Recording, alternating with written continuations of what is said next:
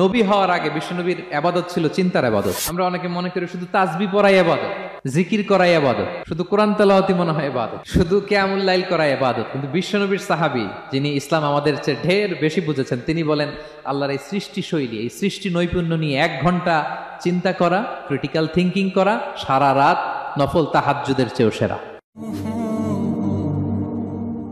সূরা আলে ইমরানের 190 নম্বর আয়াতে আল্লাহ তাআলা বলেছেন, যারা আকাশ বাতাস পৃথিবী সৃষ্টি নিয়ে চিন্তা করে এবং সর্ব অবস্থায় আল্লাহ তাআলার জিকির করে, ওয়া ইয়াতাফাক্কারুনা ফি খালকিস সামাওয়াতি ওয়াল আরদ, এবং তারা তাফাক্কুর করে, ক্রিটিক্যাল থিঙ্কিং করে, এবং তারা বলে মা খালাকতা হাযা বাতিলা, হে আল্লাহ তুমি অনর্থক কিছু সৃষ্টি করো নাই।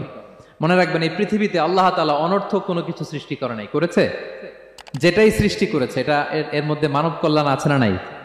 আল্লাহ তাআলা আমাদের জন্য কল্যাণ রেখেছেন। এবং এই আয়াত যখন নাজিল হল, বিষ্ণু ঈসা ইসলাম বললেন, ওয়াইলুন লিমান কারাআহা ওয়া লাম ইয়াতাফাক্কার ফিহা, ধ্বংস তাদের জন্য যারা এই আয়াত তেলাওয়াত করে কিন্তু এই আয়াত নিয়ে চিন্তা করে না, গবেষণা করে না। এবং কোরআনের বিভিন্ন আয়াতে আল্লাহ তাআলা বিশ্বনবীকে বলেছেন, নবী হে, আপনি আপনার উম্মতদেরকে নবীদের ঘটনা শোনান। কোরআনের 3 ভাগের 1 ভাগ হচ্ছে ঘটনা। পুরো কোরআনের 3 ভাগের 1 ভাগ কি? ঘটনা, স্টোরি টেলিং। কারণ গল্প মানুষের মনে দাগ কাটে।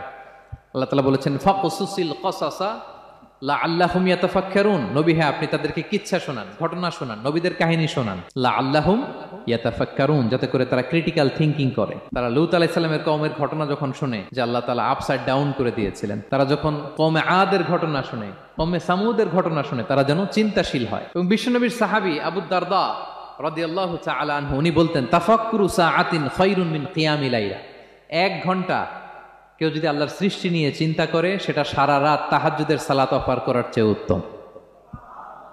আমরা অনেকে মনে করি শুধু তাসবিহ পড়াই ইবাদত, জিকির করাই ইবাদত, শুধু কোরআন তেলাওয়াতই মনে হয় ইবাদত, শুধু কিয়ামুল লাইল করাই ইবাদত। কিন্তু বিশ্বনবীর সাহাবী, যিনি ইসলাম আমাদের চেয়ে ঢের বেশি বুঝেছেন, তিনি বলেন আল্লাহর এই সৃষ্টি শৈলী, এই সৃষ্টি নৈপুণ্য নিয়ে 1 ঘন্টা চিন্তা করা, ক্রিটিক্যাল থিঙ্কিং করা, সারা রাত নফল তাহাজ্জুদের চেয়েও সেরা।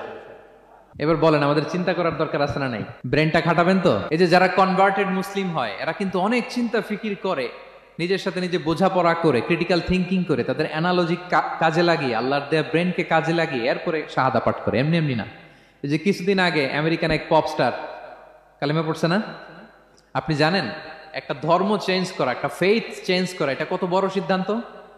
হ্যাঁ, বাপদাদার ধর্ম, বয়স 30-40, এতদিন যে ধর্ম মানলাম, এটাকে চেঞ্জ করে নতুন ধর্মে কনভার্ট হয়, এটা কত বড় সিদ্ধান্ত? Could you imagine that? It's not a joke. নিজের সাথে নিজের অনেক বোঝাপড়া করতে হয়, তারাই ক্রিটিক্যাল থিঙ্কিং করে।